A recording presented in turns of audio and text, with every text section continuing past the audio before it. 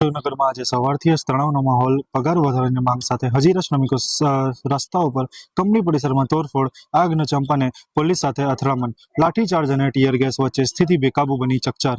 વૈષ્ણવજન તો તેને કહીએ જે પીડ પરાઈ જાનાને રે.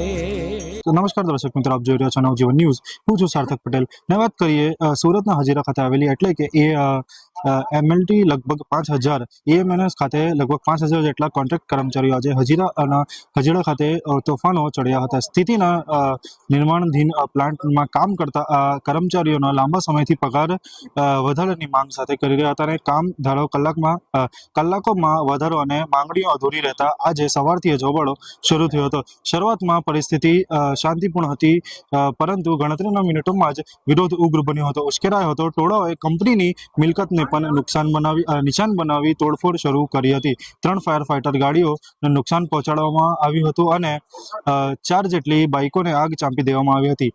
એન્ટ્રી એક્ઝિટ ગેટના પર અતિ આધુનિક મશીનો જે લાગેલા હતા અને જે પંખા હતા, ટેબલ હતા, તે પણ તોડી પાડવામાં આવ્યું હતું. સ્થિતિ વિકટ બનતા સુરત પોલીસનો મોટો કાફિલો જે છે તે ઘટના સ્થળે દોડી આવ્યો હતો. ભીડને કાબૂમાં લેવા માટે પોલીસે લાઠીચાર્જ કર્યો અને અંદાજે 40 જેટલા ટીયર ગેસો પણ છોડવામાં આવ્યા હતા. ઘટનામાં ડીસીપી શેફાલી બરવાલ જે હતા સહિતના 3 પોલીસ કર્મીઓ પણ ઈજાગ્રસ્ત થયા છે. પીઆઈ VL પરમાર અને કોન્સ્ટેબલ વિજય પણ ઈજા પહોંચી હતી. સામે આવ્યું છે. તમામ સારવાર માટે અસ્પતાલ ખસેડવામાં આવ્યા છે. હાલ પોલીસ દ્વારા 25 થી વધુ શ્રમિકોની અટકાયત કરવામાં આવી છે અને પ્લાન્ટ પરિસરમાં ચુસ્ત બંદોબસ્ત ગોઠવવામાં આવ્યું છે. કંપનીના સદસ્યો અને શ્રમિકો પ્રતિનિધિઓ વચ્ચે ચર્ચાનો પ્રયાસ શરૂ થયો છે. આવો સાંભળીએ કે શ્વેતા ડેનિયલે શું કીધું. પાણીપતમાં જે L&T કંપની છે એના વર્કર્સને જે આંદોલન થયું એ વિડીયો અહીંયા સુરત ખાતે વર્કર્સના ગ્રુપમાં વગેરે વાયરલ હતા. એને લઈને એ લોકો પણ પોતાની માંગણી સંતોષવા માટે સવારે હડતાલ પર બેઠા હતા, જે અંગે પોલીસને જાણ થતાં પોલીસ દ્વારા તાત્કાલિક તેમની સાથે વાતચીત કરીને સમાધાન કરવાનો અને સમજાવવાનો પ્રયત્ન કરેલ.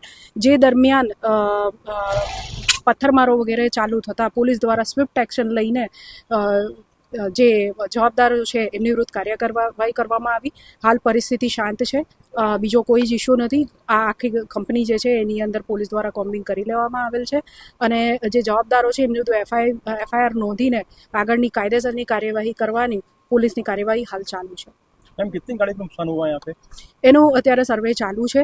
જે ગાડીઓ છે અહીંયા પ્રાઇવેટ જે તે ટાઈમે હતી એમાં આગ લગાવીને પથ્થરમારો ને એવું શરૂ થયું હતું. જે તે સમયે પોલીસ અહીંયા હાજર હતી, જેથી ઝડપી એક્શન લેતા વધુ નુકસાન થયેલું નથી. મેડમ ટીયર ગેસના કેટલા સેલ? 70 થી વધુ ટીયર ગેસના શેલ પોલીસ દ્વારા છોડવામાં આવેલ છે.